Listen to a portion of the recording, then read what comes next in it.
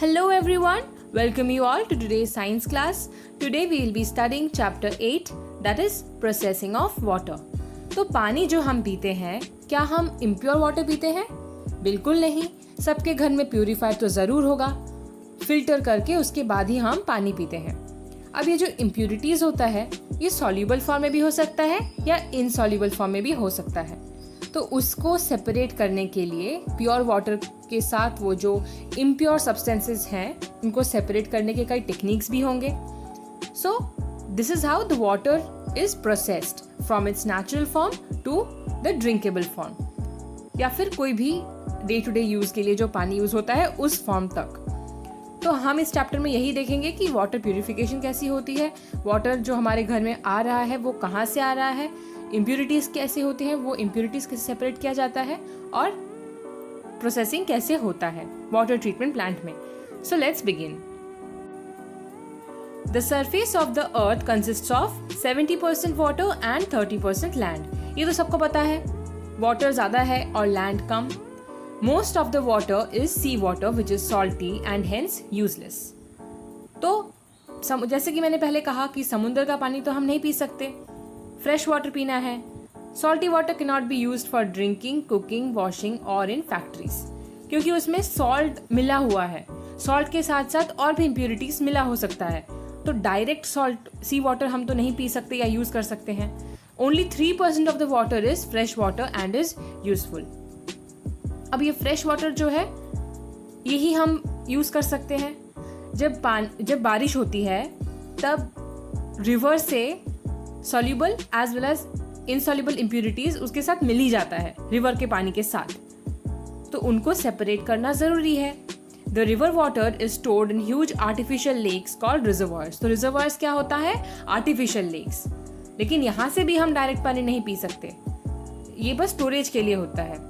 It is treated in water treatment plants to remove impurities and kill germs. देखिए आप diagram, ये है water treatment plant, कैसे reservoir से टैंक में स्टोर किया जाता है after removing the impurities and killing the germs.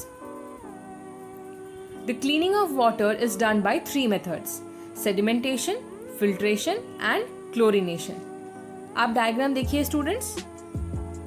Sedimentation tank में पहले जाता है, फिर वहां से फिल्ट्रेशन टैंक, फिर वहां पे से chlorination tank.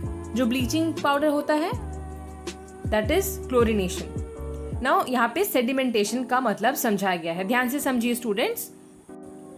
Mix some soil in water, let it stand undisturbed for 30 minutes. The heavy particles settle down at the bottom, they form a sediment at the bottom. This is called sedimentation. अब अगर पानी में कुछ कीचड़, कुछ बालू हम डाल देते हैं और उसको 30 मिनट्स तक वैसे ही स्टिल रहने देते हैं, तो जो हैवी पार्टिकल्स होगा वो एकदम नीचे, जो पत्थर रहेगा वो देखना एकदम नीचे हो जाएगा. फिर उससे जो थोड़ा लाइटर पार्टिकल्स होगा वो उसके ऊपर लेयर बना के रहेगा, फिर उसके ऊपर जो और लाइटर पार्टिकल्स है वो उसके ऊपर रहेगा. By this is how layer after layer वो सेटल होते जाते हैं जो हैवी पार्टिकल्स है. फिर उससे थोड़ा लाइटर, उससे थोड़ा लाइटर, लाइक दिस. फिर ऊपर जो है एकदम जो सबसे लाइटर पार्टिकल्स ऑलमोस्ट नेग्लिजिबल वो रहता है along with the water. Now pour the water into another glass without disturbing the sediment at the bottom.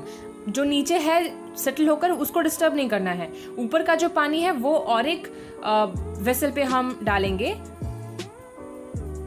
That is called decantation. This pouring of the water leaving the sediment at the bottom is decantation. इस process को decantation कहते हैं. This water will have some insoluble impurities floating on the surface. अब ये जो पानी है इसके ऊपर कुछ insoluble impurities रह जाएंगे जो कि ऊपर float कर रहा होगा. अब समझा जा रहा है फिल्ट्रेशन क्या है.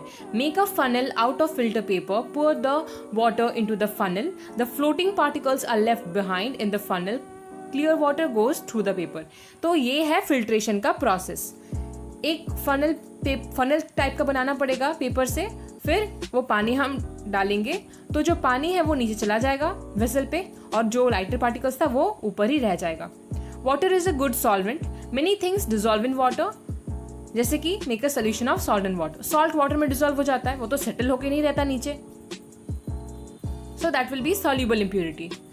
Allow it to boil. The water evaporates to become water vapor. This is called evaporation. तो जो भी soluble impurities होते हैं उनको हम evaporate कर सकते हैं. Collect the water vapor in a jar. It cools to form water, which is distilled water. This process is called condensation. So this is how the soluble impurities are separated and the clean water is got. Distilled water is used in car batteries. एक example है जहाँ पे distilled water use होता है. Distilled water means clean and fresh water. Boiling the water for a few minutes can kill the harmful germs in water but it also loses its taste. देखना, जो normal पानी पीते हो उसका एक test होता है, बॉयल करने के बाद उसका टेस्ट बदल जाता है. Some minerals which are harmless dissolve in water and give it taste. तो स्टूडेंट्स, आपको समझ में आया क्या क्या 3 टाइप्स होते हैं of water processing. Now, sometimes the amount of dissolved minerals is so more so the water tastes salty and bitter. Sea side में इसीलिए जो water का taste होता है that is different than the plain areas. Water is very precious. There can be no life without water. We should not waste water. It is our duty to save water. अब हम देखेंगे purification of water for other purposes. Chemical methods क्या है? Chemical methods involve adding chemical substances to the source of water. Fluorine and ozone are added in the swimming pools to disinfect the water in the pool. तो ये है chemical method of purification.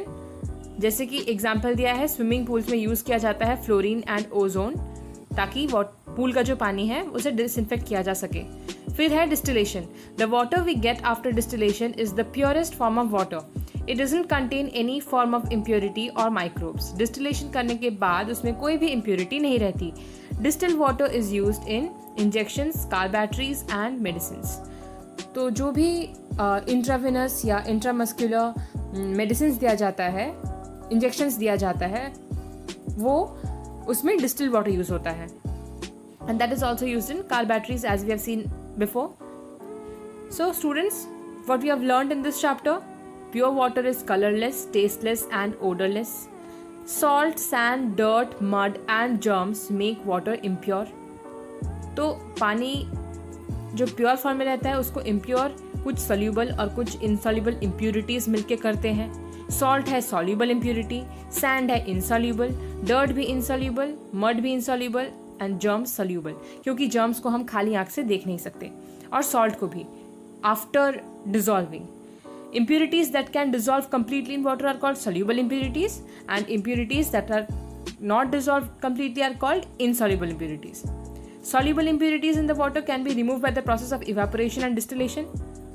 देख लिया आपने process soluble impurities को separate करने के लिए वाटर से, और insoluble के लिए क्या है? Filtration and sedimentation. Tap water can be purified by the process of filtration, chlorination, boiling, sedimentation and distillation. So this was all about your 8th chapter, that is processing of water. Now recall and answer हम देखेंगे. First question है fill in the blanks. Sugar and salt are examples of soluble impurities. Sand and chalk powder are examples of insoluble impurities. Dash is an effective method to kill pathogens found in water. ये क्या होगा? Boiling, क्योंकि pathogens तो हम खाली आंख से देख नहीं सकते, so we can boil it. Dash is the process of adding chlorine to tap water and to kill germs और microorganisms. तो इसका होगा chlorination, क्योंकि हम यहाँ पे क्लोरीन ऐड कर रहे हैं. Then dash gives purest form of water, distillation. Question number 2. What are soluble and insoluble impurities? ये हमने डिस्कस कर लिया, आप खुद से लिख सकते हैं. Definition लिखना है इसका. Question number 3. Explain the following process in your own words. अपनी भाषा में लिखना है what is filtration and what is sedimentation. आप अपनी टेक्स्ट बुक रेफर कर सकते हैं या फिर इस वीडियो पे जैसे एक्सप्लेन किया है आप वहाँ से भी डेफिनेशन लिख सकते हैं. List 3 methods of purification of water. Any 3 purification method आप लिख सकते हैं. बहुत सारे समझाया गया है, जैसे कि sedimentation, filtration, chlorination, distillation, boiling, evaporation. Any purification method you can write. Then this will be a homework. Think and answer, create and learn. based on the chapter explained, you have to do your homework.